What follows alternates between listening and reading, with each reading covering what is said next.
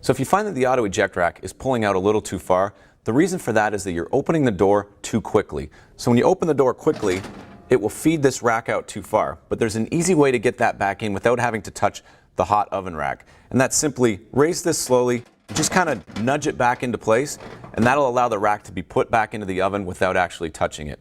Now the best way to make sure this doesn't happen is just open the door a little bit slower. So after you do this a few times, you'll get used to opening the door at that speed and you'll have no more problems with that.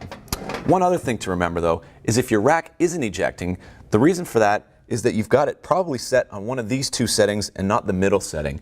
This middle setting with the arrow here shows you that this is the height you want the rack set at to get the auto eject. So remember those few things and you shouldn't have this problem anymore.